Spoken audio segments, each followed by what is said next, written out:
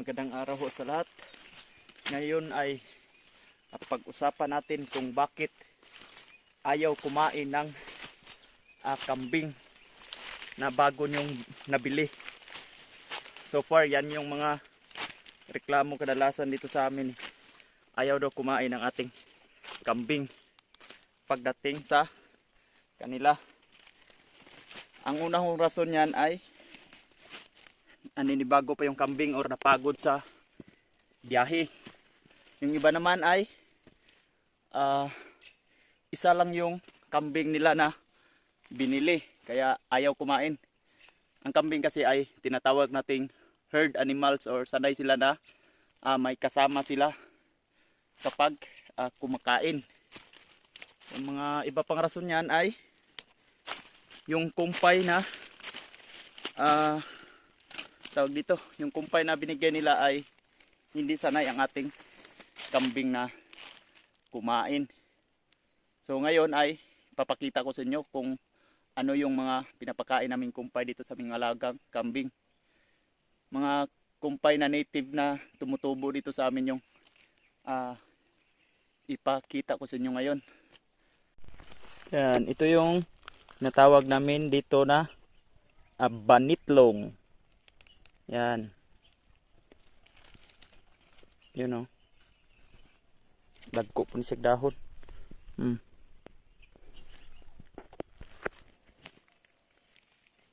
Tutuki mayo kay para magila-ila mo, di mo masayo pag pangumpay. Tanawa ho, muna paborito ni itong kanding ha. Kasi kumpayan nyo, lumbang inyong kanding diha, di ginamukaon, kini mo ni siya. Muna pare-parehar bagdahon ang lumbang ani.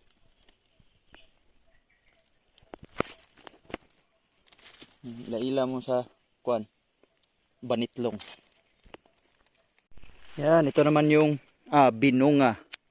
Yan. Paborito dito ng ating alagang kambing.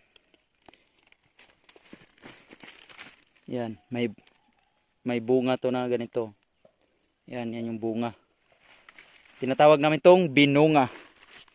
Iba-ibang tawag sa iba't ibang lugar, no? Pero dito sa amin tinatawag tong binunga. Ito yung ginagawang pambalot ng isda dito sa San Carlos City dati kasi bawal yung plastic dito sa amin. Kaya ito yung alternative dati na pambalot ng isda.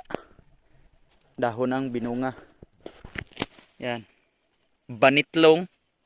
Ito naman yung binunga. Yan o. Mas manipis tong dahon ng banitlong kesa sa binunga. Tapos yung kining udlot niya kulay medyo yellow green. Itong banitlong naman medyo may pagka brown yung dahon niya, yung bata na dahon niya. Pero yung kining gulang na dahon pare-pareha raw. Nalaikuan sa kilid ng banitlong. Na yung mga murag ipang gunting-gunting oh. Tapos ang binunga straight ra siya, pa circle ra gid siya.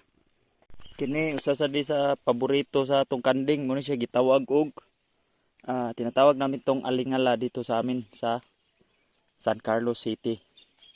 Iba-iba kasi ang tawag sa mga tao sa iba't ibang lugar. Pero ito tinatawag namin alingala. Ito yung pinaka puno niya. Ito yung ginagpunuan na paborito ni kanding ha nya. Amping lang tani kay mo ni siya pirmi puy-an og telepaso or tinatawag nating fireworm. Kapatay to siya kanding kay mapaso mura mga itong magpaso imong panit atong pasagiran niya makaon to kanding sige lang kilak ang kanding ato. Pero kung pananglitan makakumpay mo ani niya makaon gid siyang kanding. Ang tambal ato kay kuan ra magkuan ra kag tuno sa lubi niya butangan nimo kalamay moto imong itingal. Pero kung di din siya matingal mo within 20 minutes mamatay nimo kanding kay magsige na mo hubag ng baba to.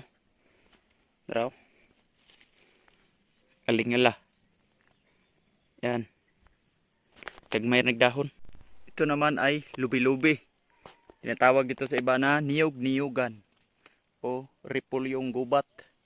Yan, isa dito sa paborito ng ating alagang kambing. Yan. Ano yung punuan ay. Lubi-lubi. Oh, mo din siya lubi-lubi ha. Tutuki gid mayo kay para plano ka mamuhi kanding. Nitid yun kay para kabalo ka ni. Oh, dara. Lubi-lubi ni siya. Ang udlot ani basag linghod, pwede na utanon. Pwede na makaon sa tao. Dara. Shout out nga pala sa lahat ng mga nakabili sa amin ng kambing. Baka pwede tayong humingi ng video sa inyong mga alagang kambing at i-upload natin dito sa ating YouTube channel, no? Baka naman. Kapag nagkumpay kayo sa inyong mga alagang kambing, dapat at least 3 klaseng kumpay ang inyong ipakain. Hindi puro, halimbawa, pag napakain ka ng Gemelina, wag puro Gemelina. Haluan mo din ng iba't ibang klase ng kumpay. At least 3 klase para hindi maumay yung kambing. Ito yung kumpay ko ngayon, no? Yan, lubi-lubi, lingala, binunga, ano pa ba? May hinagdong. Yan, 4 na klaseng kumpay yan. Ito na ta kay kaulano na da.